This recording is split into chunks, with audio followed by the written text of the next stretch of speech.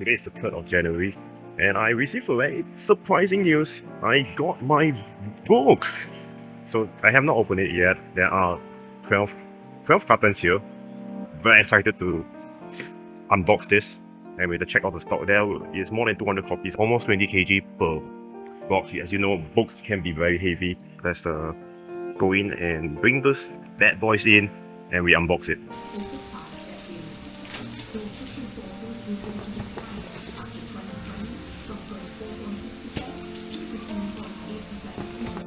So this is 300 copies of my books, all stacked together looks like. Took me about 1.5 hours, all the boxes. I need to recycle them later. But yeah, this entire stack here. My mom has very good of her. She has helped me to, I think, sold about 40 copies to my all relatives, friends that are interested with the book.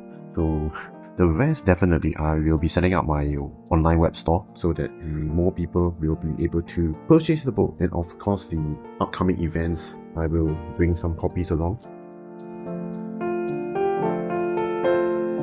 So I'm going off to drop off my first order. So I have just uploaded my website, and then I have not made an announcement, but then one of you guys actually found out that the website is already ready, and this is a big shipment for 6 books all the way to the overseas. Thank you so much.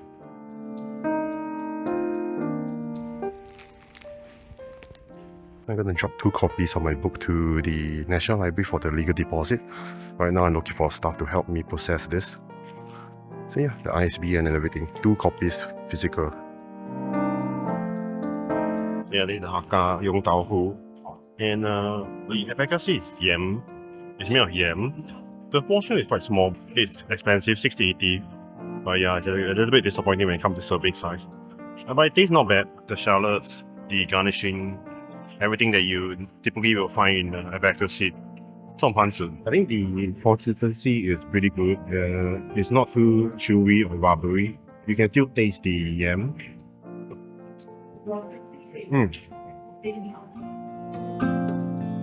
So look at what just came in the mail, and this is from Vograce. I ordered from Vograce, and here are my new series for the members of Regloss. So you have Rika, Hajime, Hanade, Ao, and Raden. So they all have the, you can see that the different design here.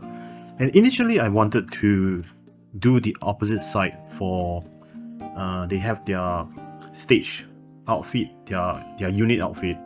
But the one thing is that if you are familiar with their outfit, you will see that their normal outfit, this is the normal one, versus their stage unit outfit, is the silhouette is very different.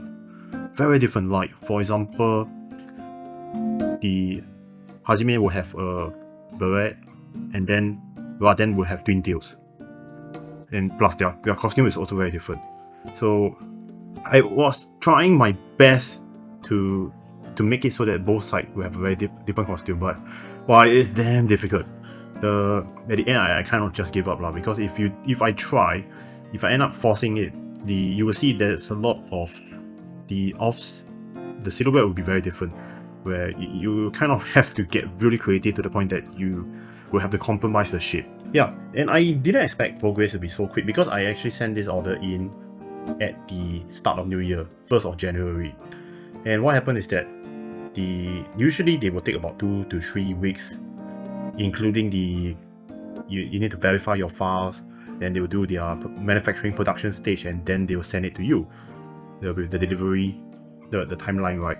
But this time around I got it within a week, 7 days, including weekend. Give a shout out to Candy, my new Vograce rep. She really did a very good job. So usually, like with for this keychain, I would change it out from their Vograce plastic to this clearer, because you can't really see it. So I transferred them, and this one takes time. One thing is that with acrylic keychains or anything that is acrylic, right, they will have a kind of like a protective layer. Most artists, they would actually peel off the plastic layer, which is what I'm doing right now. So you see this is how it looks like with the plastic. And sometimes why you can see that this is a very good example, right? You can see that there's scratches, huge cracks, feels like cracks. But once you remove this plastic, you will notice that the cracks, there's no more scratches anymore. So which means that this plastic here is the one that has the scratches. And why a lot of creators would remove it is so that they can check, because you can't really tell that if the scratch is deep enough to affect the charm itself. But thankfully this one is just superficial. The scratch did not affect the actual keychain itself. But to be safe, artists generally they will try to check them one by one, which means that you peel off the plastic layer, protective layer, and then, which is very time consuming. And because I have 200 pieces, unfortunately, right, I don't have the luxury to peel off every single keychain. I think what I would do is that I may end up printing out kind of like a label, so to remind buyers to remove the protective layer, and then if there's any defect, you can always approach me. But yeah, this one is something that I understand why sellers, why artists would do that, but for me, it's really too time demanding for me to do it one by one. But yeah, so I really like this lineup, and as you know, with Gloss, when it comes to Gloss, I like every single member. This is one of those groups, one of my favorite hololive unit to date. But among them all, if I had to choose one, Banjo. Hajime is my favorite. Yeah. Boom, boom, boom. Yeah, you can see here that I did some sketches, preliminary sketches. So it's like one of them, this is what it looks like originally, and then this is the final version. So yeah, I did some like for the upcoming Flow Glow, Sue, Vivi. You know, I kind of want to draw them, but I think it's still too early. Maybe the next batch. I will be doing a small room tour, mainly to showcase things that it inspires me. I've been collecting some items like Nandroid, fan art, and I will be using this new camera that I recently purchased. It's a DJI Osmos Action 4. It's I was trying to do a 2-camera setup for future events, so I got this something that is really small. It's compact. Yeah, I will then take this around for my room tour. So here, this is my very old cabinet that I bought. It's a closed door with the glass here, and what you're seeing is my small collection of Mizuki Nana. So she's one of those a very popular Japanese seiyuu. I have been following her career for about, I think, 15 years at least. So I used to collect all her albums, music CDs. So you can see this is the one of the first one that she released under the Chisato times X Nana. And you can, if you're a fan, you can recognize some of there's no lights here, but so I used to have a lot more like posters, but because it takes up so much space, I donated them to fellow fans. And then there's a small collection of Yuki Aoi, and so this is one of those my prize display that I'm very proud of. So moving on to this one. This is a Detolf, and this IKEA Detolf cabinet, which I have put in the lights, installed some lights, is displaying the action figures, mostly Figma and SH figurettes of different Mahou Shoujo series. So the top one here is Madoka, and then you have a bit of Symphogear, and then here is a display of all the SH figurettes that represents the Precure Yellow. So I don't watch Precure, but I am a big fan of the yellow representative. So really enjoyed to create some kind of diorama setting. I try to display them in different action poses that is more befitting to their character. And the same goes to here. This is a display of the different costume of card captor Sakura. So yeah, and then here moving on is the Nanoha series, but there's no Nanoha, instead it's all Fate. So Fate is voiced by Mizuki Nana, and as you know that she is one of my favorite Mahou Shoujo character. So I use the Tamashi effects for the flame, even though, you know, Fate is actually more of a lightning type of effect user, but I think it really fits well with the concept. And then moving on is my half-done work in progress of the Nandroid's hololive. So that's a bunch of them. This is actually a repurposed book cabinet, and as you can see, it's already totally packed. I do have a bunch of Nandroid that's still not unboxed because I have no space. I need to upgrade them. I need to change a new shelf, but it's used to be a bookshelf that I have a lot of like art books.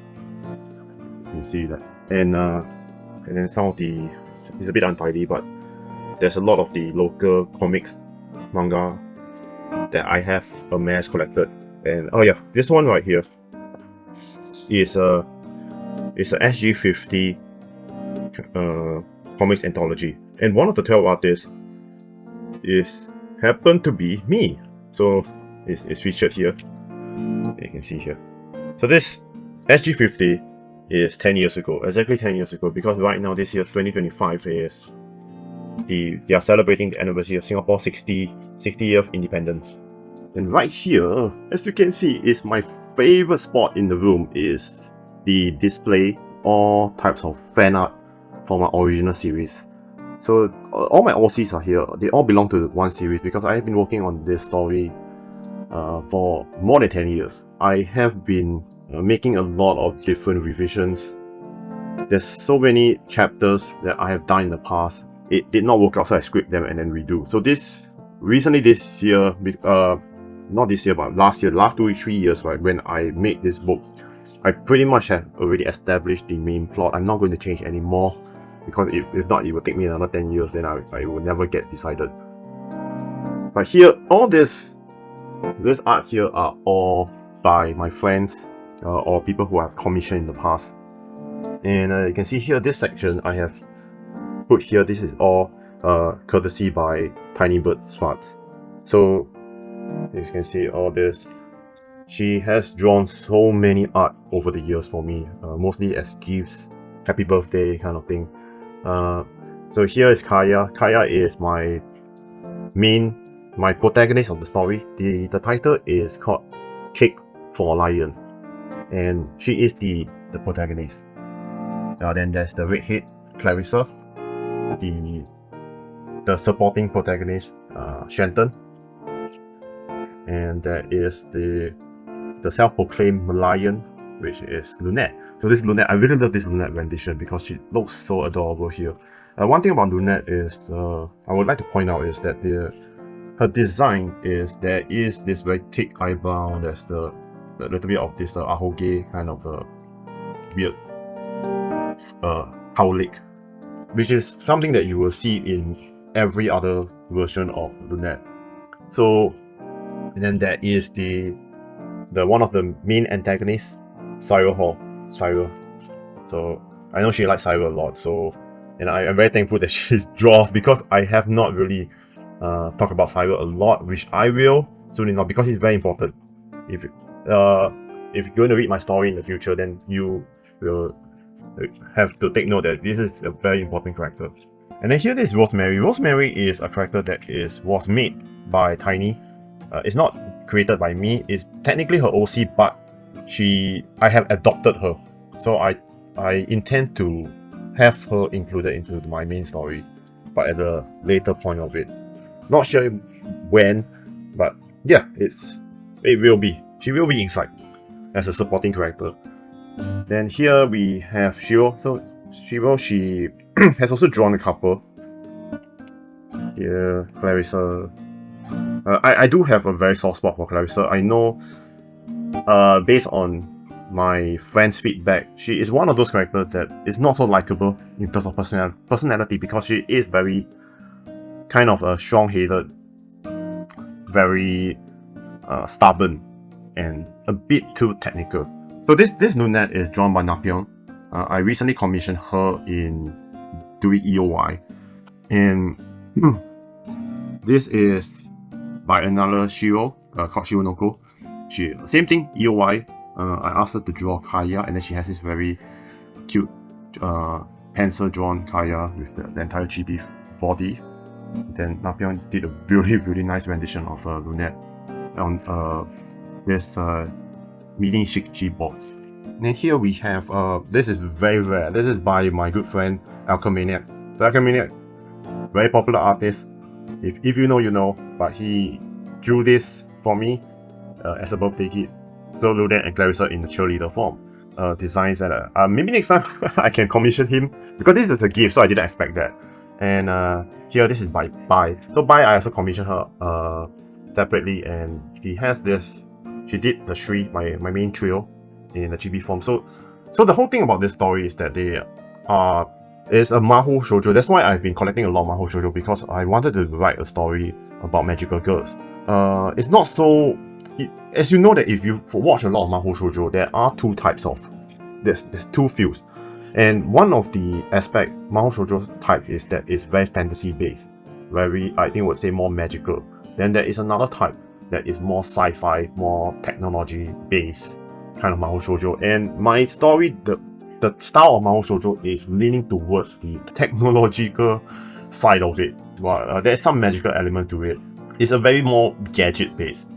So this version, right, is, in the past I was thinking I wanted to do something that is tied in with Gui. The premise is that each of the girls have a Gui that they are most strongly connected to. Except for Lunette. Lunette, she is not a Mahou shoujo. She can't transform, she can't fight. She's more of the brains in the team. Yeah. So even though she acts dumb, but she's really she's smart. Without spoiling anything, she is. You don't judge a book by its cover. Lunette is precisely that. So right on top here is drawn by Funrin. So Funrin here, you see. So she has drawn. I have known Funrin for more than 10 years, very long time. So over the years, she also has drawn a lot of illustration for me. Like this is the old Lunette. This is the Lunette without the cow leg back then. So there's Kaya, a lot more Lunette. This is the old Shenton. Yeah, Clarissa and more Clarissa. Really love her Clarissa. Next time, yes, definitely. If she has the time, I would love to commission her. Kitsune no Shakai, which is the Fox Society. Clarissa commission from EOI. These three here, they you will see them in my next EOI video, which will probably be uploaded the end of this month. Yeah, so look forward to that. And then take up some space. These are my old fan art. Not even fan art, my old art. But as I collect more fan art, I will replace them. But yeah, this is really love it. Thank you so much, and I want to see more fan art. So here, this is my workstation. It's where I do most of my art here, digital wise. It's a PC rig that I have built, assembled on my own about 3 years ago. Yeah, ignore this. The hololive, I was sorting out some cards because I'm thinking of joining a mini tournament this weekend. So maybe I will capture some footage here. If you're interested in that, I will put it out on a separate video. But yeah, I'm here to showcase my new web store. It will be launching soon. Initially, when I was building this website, you can see here this. I'll put the link in my description, so please go and take a look. So my latest book will be available as well. It's only including the products my Koei original stuff that you can see, I wanted to add the hololive items in reverse, but it's not there yet. It takes time, okay, the photos. But soon it will be there, and then you can order it for locally and overseas. So before the new year, I opened the Marshmallow section. If you guys do not know, Marshmallow is a Japanese service where they allow you to collate questions online by opening it to the public. You can ask questions anonymously. So I reached out to most of you guys and asked if open the floor for any question that you want to ask me. So I have not seen the questions yet, and I'm checking it right now. I have received four questions. I'm quite surprised because it would be quite awkward if nobody asked me anything. So the first one, this person asked me, "Hi Gui, saw you have been participating in multiple events in a row. How do you keep up with the current influx of multiple events in SG recently? Thanks and keep it up." Yes, hello, yes. Thank you for asking this question, and it's a very good question because when I first started boosting, that was about 10 years ago, right? Obviously, you would start off with not knowing anything. So how I actually started was, my first event was EOY, and me and my good friend, I have talked about this before in the past video. We found out about this event that's happening, so we decided to give it a go. So that's where it started. You always start with one event, you get to know one event. How do you even get to know that one event? You have to go through, most likely, social media, online. So back then, it was more for word of mouth. So eventually you start to build up these connections, and you would know more and more events.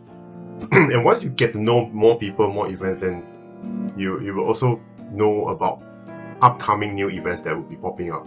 So you have to start from somewhere, right? And but I get it why it can be a bit confusing, especially if you are first timer. You do not know how do you even know what events are happening. So which is why I'm here. I am sharing all these videos, all this content to let you know, to bring about awareness in Singapore Artist Alley, the types of different conventions there is.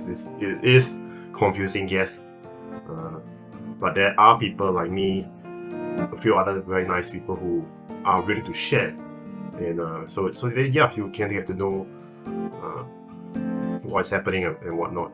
So yeah, then how do I keep up with the influx? I don't think I can really keep up also because there's really too many events that are happening as of now in Singapore. Singapore is such a small country, right? And you just have to pick your battles wisely. There are unfortunately, there are a couple of events that are not worth going. I feel personally, it really depends on your brand, the type of audience that you are trying to go for, the merchandise, the product type that you're selling. It really is hard to determine until you find somebody who is selling the same, very similar scope, then you can know if it's good or not.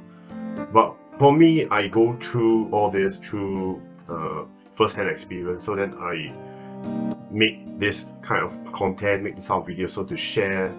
Like I hope that I go through it myself. You don't have to, so you can have a better informed decision without trying the event firsthand.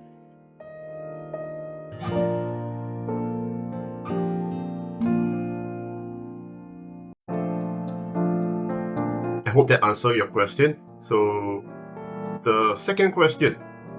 Hi Gui Malayan, I know that you make reverse 1999 fan goods, but have you considered making other fan series stuff too? Wing ZZZ Wing. Love your work, by the way. So I guess ZZ or ZZZ is referring to Zealous Zone. I would say that I don't see myself making any Hoyoverse merchandise. It's not because I dislike the franchise. It's just that when I make merchandise, make fan merch especially, I can only make them if I am playing the game, if I am passionate about it. I think it applies to a lot of artists out there as well. I won't make hololive goods if I'm not interested in the fandom. So likewise, it's the same as any other fandom. I don't play those games, so it's I won't be making them. But I do like the characters though. The third question is, who's the first hololive VTuber you watched or started following or got you into following hololive? Okay.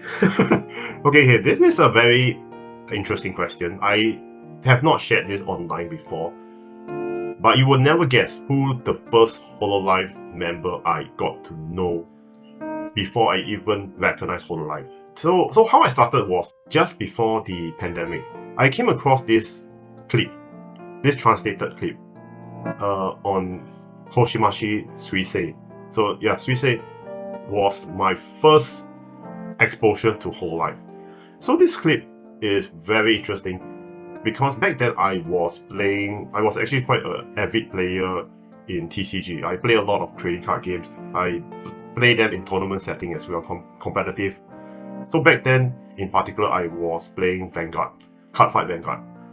And I'm not a good player in Cardfight Vanguard, but then it's just, I kind of like scratch the itch when it comes to TCG. So that clip I saw of Suisei was that she was opening Vanguard digital pack, online Vanguard.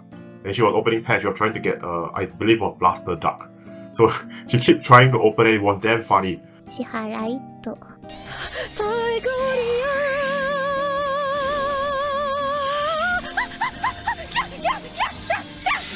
来たよ買ってシュッ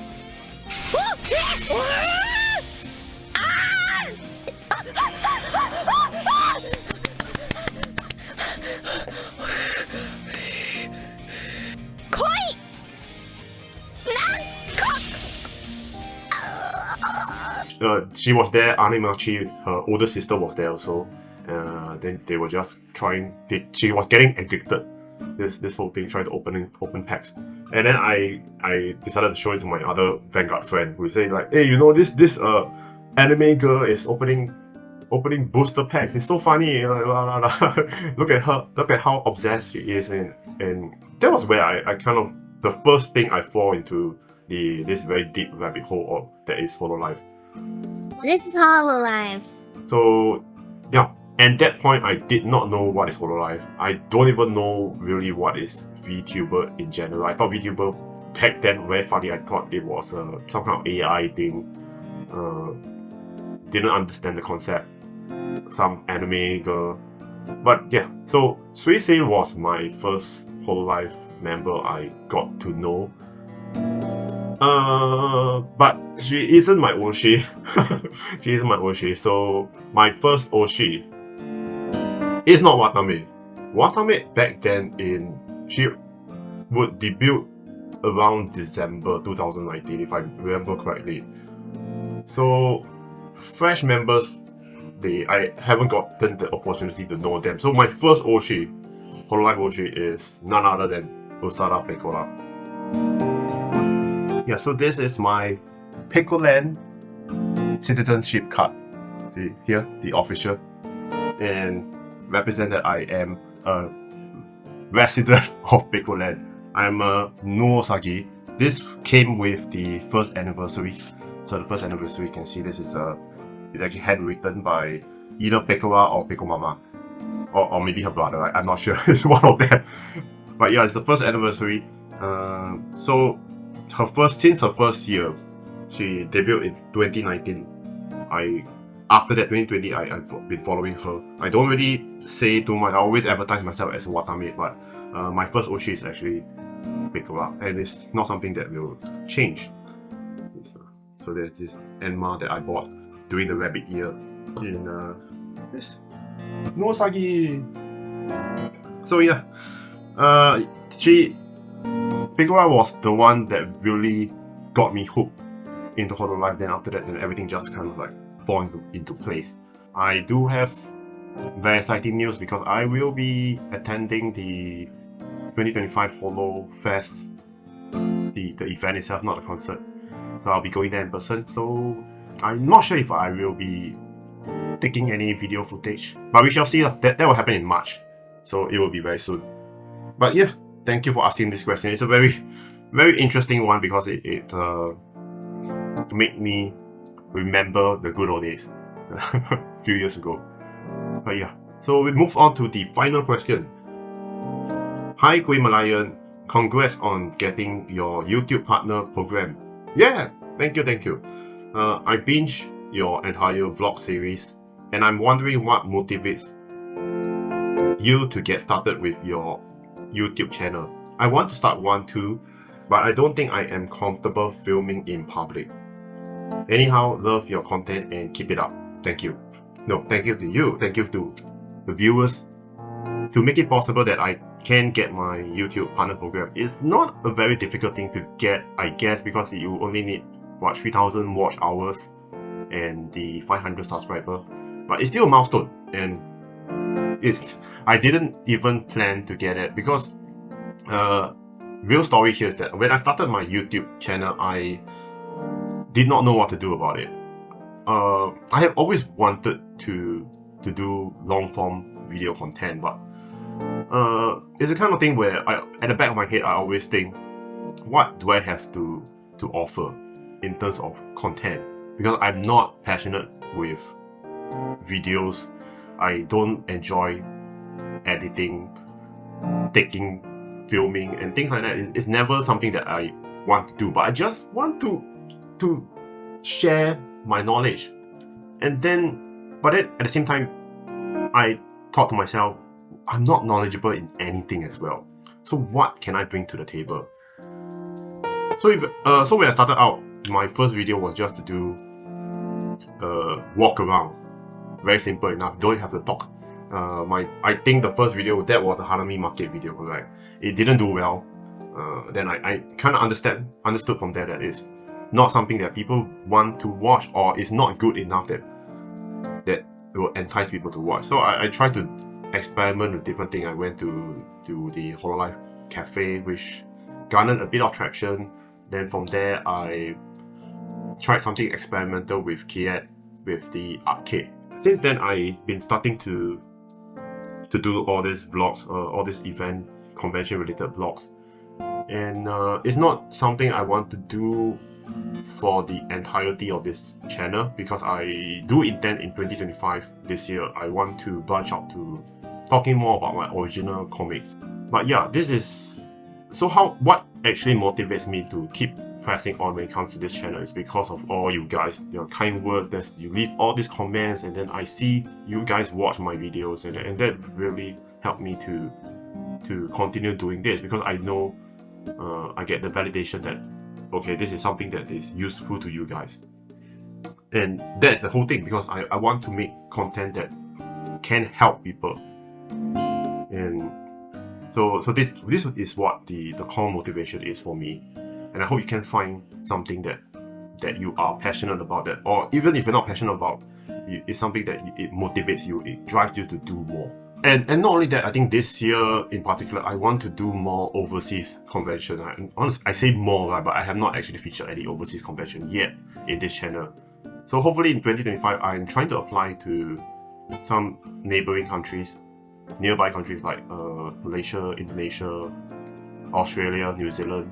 I see what kind of conventions they have, and then I will try to apply if the rental, the price, the flight tickets and everything can be quite expensive. So I will try to explore my options. But if I get to go there, then you will see me branching out to more of an international video, event overview as well. How do I get comfortable filming in public? It's very difficult, right?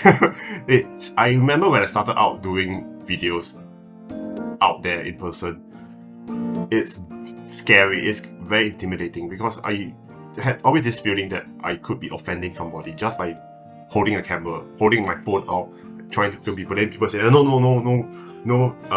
please don't record me. And it's like, oh, sorry. I'll say no recording, because I have encountered such occasion a few times. One of it was when I remember it was for SGCC.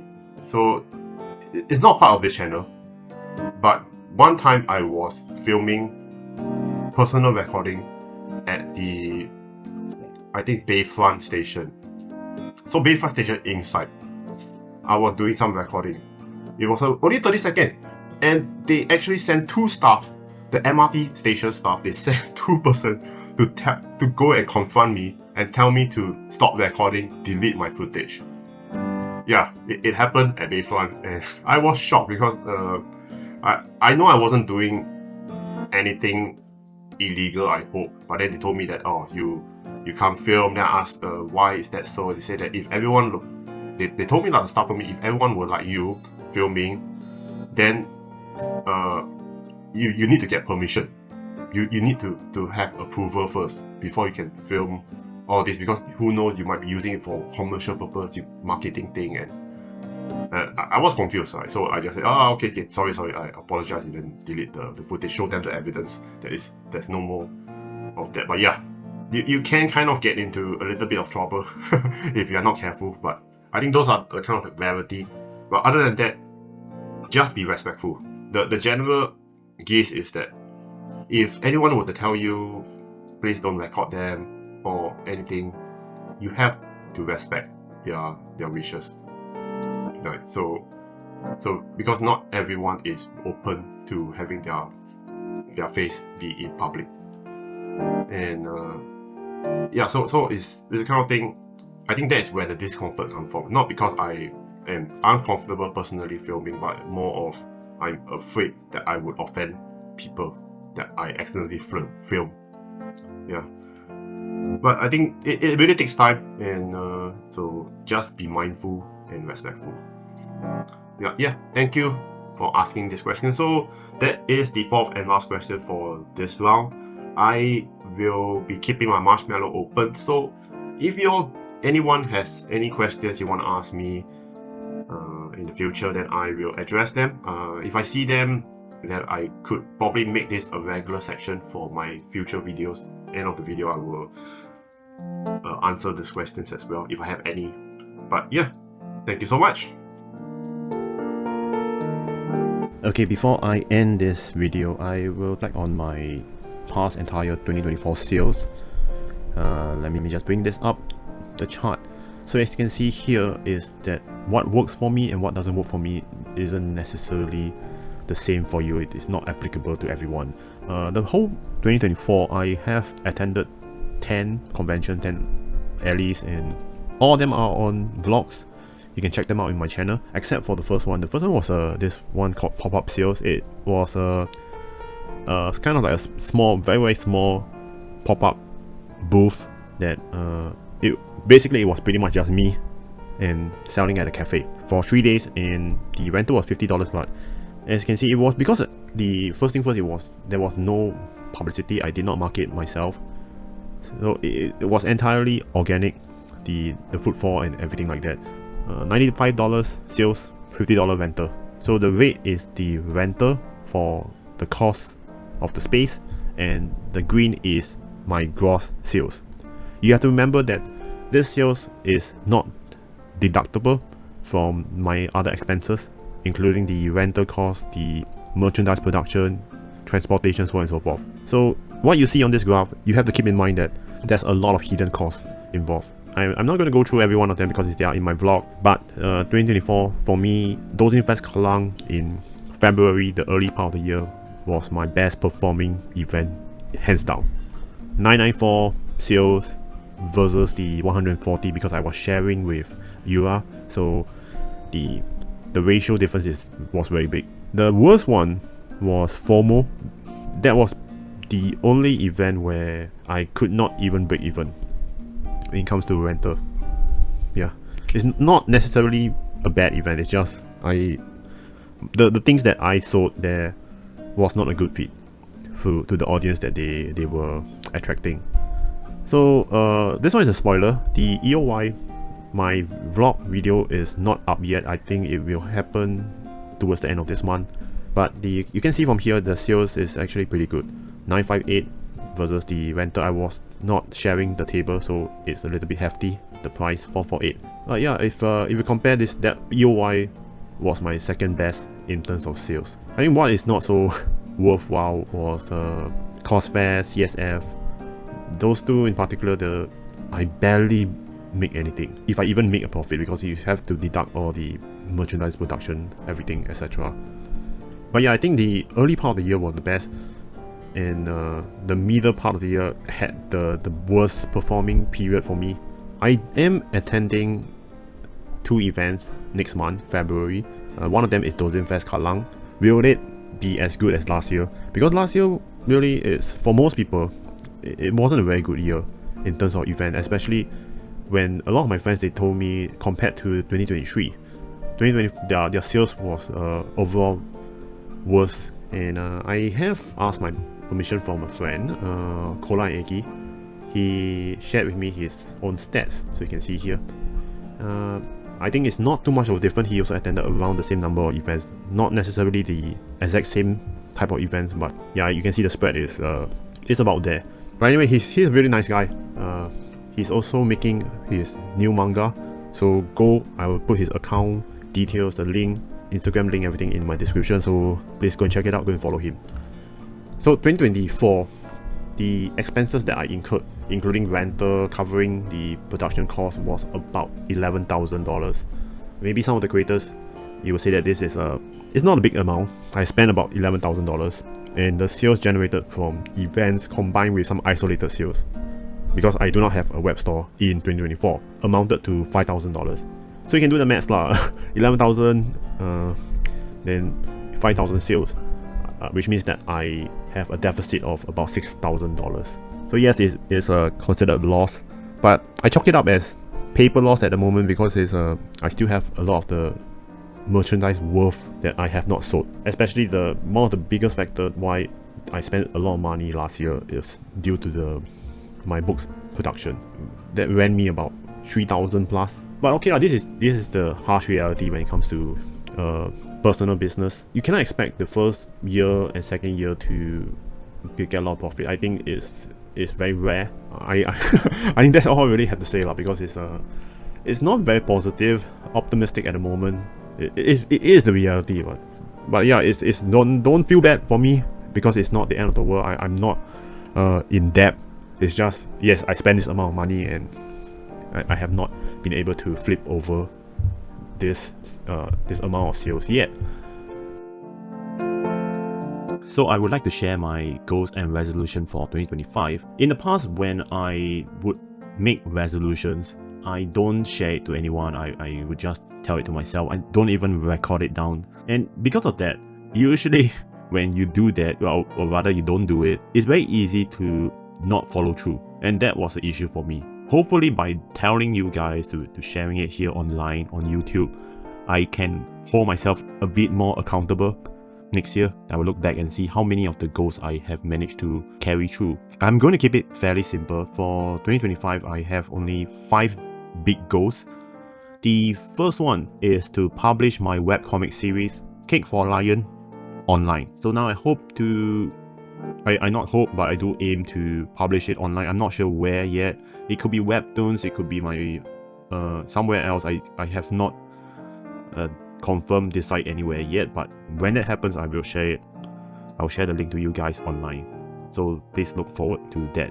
My second goal is to attend more overseas artist conventions. This year, hopefully I can go to attend some overseas, but yeah, if it happens, then I can then go and make some vlogs for it, so you can see Himalayan goes international. Yeah. So yeah, that's my second goal. At least one, I would like to attend at least one overseas con this year. My third goal is to open and run my own web store. So in fact, I have already opened my web store. It's unfortunately, if you are an overseas viewer and you want to purchase anything from my store, you will be kind of shocked to see that the shipping fee is rather steep, and it's something that I still haven't had a solution yet. But yeah, in any case, this is partially completed, but it's only just open. So down the line, I want to do a review. Maybe 6 months later, I can talk about how the web store is progressing, share some of my sales statistics, anything that I can improve or have improved on it. So it's something that is work in progress. Then the fourth one is to continue to grow this YouTube channel. And besides the regular videos that I would do for events, I want to expand. I think this is something that I would mention. I may have mentioned it, but I want to expand to more original content. Original in the sense that I talk about my comic, talk about the character design, talk about how I draw my comics, why the stories like this, and so on and so forth. So it's a lot more of a discussion base, and I look forward to doing that. It's what you call it, developer notes, the development progress. I think for milestone, right, very feasible and realistic is that to hit 1,000 subscribers for this channel. It's definitely doable. But I do not know how long it will take to get to that next milestone. But yeah, we shall see. Then lastly, the fifth goal for me is to lead a healthier lifestyle.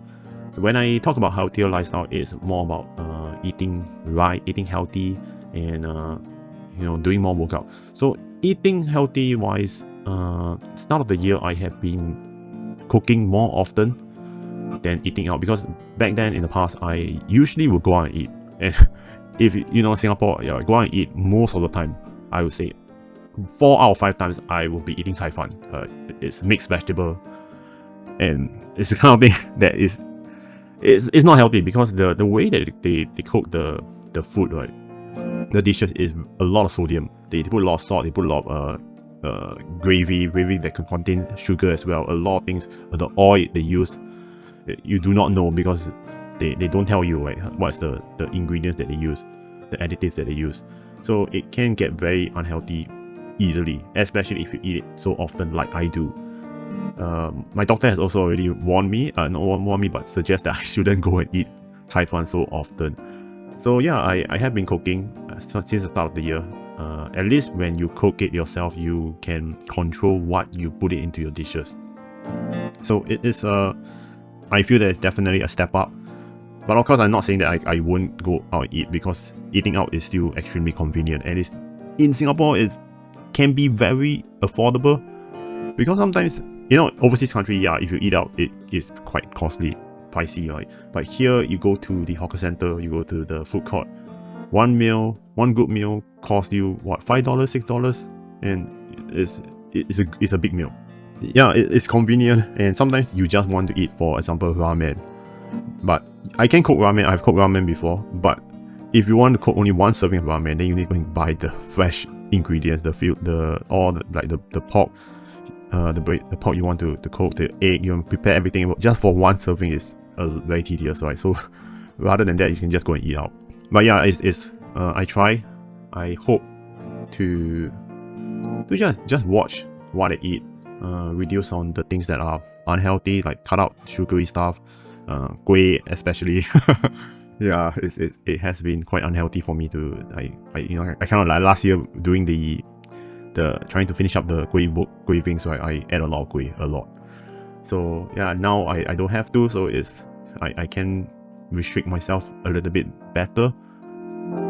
But then the next thing is workout. So the funny thing is that start of this year, I terminated my gym membership. So this membership I have been subscribed to for 2 years. So you'll be asking me like, hey Clement, you want to lead a healthier lifestyle, you want to keep fit, right? Or you want to get fit, yet the first thing you do is to unsubscribe from your gym membership. Isn't that very counterproductive? And yes, it's true, but you have to understand where I'm coming from, because the gym that I subscribed to for 2 years, they do keep track of your attendance, and I saw that the past 2 years, the number of times I went to the gym was astoundingly low. It's to the point that the average is about once a month. Imagine you pay about $100 for the subscription per month, right? And you only go once. It's pretty much like the entry, you're paying one time $100 per entry.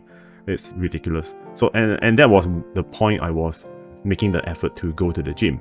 Initially, when I subscribed to it, I thought to myself that if I tie myself down to money, I need to pay for this, then I will compel myself to go to the gym because I do not want to waste it. But the problem is that when they bill you, you don't really see the bill, you don't really monitor. At least I don't. So I don't see the money seeping away from my wallet, from my bank account every month. You don't feel the pain. Then after that 2 years, then I realized that oh crap, it's such a waste of money. So I decided, contract over, I just cancel it. It's not that it was inconvenient to go, because the gym I was subscribed to, it was pretty much practically just opposite my block. Less than 5 minutes away, I can just go there. It's open 24/7. So it's not that it's inconvenient at any way, any point. Even with that, I could not get myself to go to the gym on a consistent basis. So how am I going to rectify this is that I have bought a set of dumbbells. I have put together some workout routines, and I think, again, consistency is the key, right? So rather than trying to rely on gym, I have the things at home. If this doesn't work, then nothing will work. so it's more like I just keep myself to this routine, do it every 2 days. Don't need to be every day, and I hope to see something of a change, because I have been throughout my entire life, for the most part that I remember, I have been overweight. So if by any way, I can get into shape, that will be a huge plus. End of the year, end of 2025, then you still see me, in person, and you say that, hey, Clement, you gain weight leh. And then you know that it was not successful for this particular goal. But yeah, I hope, not for appearance sake, but more for my own personal health and fitness. I hate exercises, I hate workout, but it has to be done because I'm not getting younger. So these are my 5 goals for 2025. If you have any goals that you want to share, you can comment down below. If you need to share it to somebody, then yes, you can share it to me, and then we can hold each other accountable for. So hopefully this year will be a good year for all of us. As always, thank you for watching my videos. To commemorate the launch of my new book, Graving, I will be giving away a copy of my book to 2 separate viewers of my YouTube channel. All you have to do is to subscribe to this channel, like this video, and most importantly, comment with the keyword Graving and share one goal that you would like to accomplish in this year 2025. Doesn't matter if you are in Singapore or overseas, all are welcome to participate. This raffle will end at the start of 14 February 2025 Singapore time zone, and I will randomly pick 2 comments and DM the winners. Good luck and stay well. I will see you all in my next video.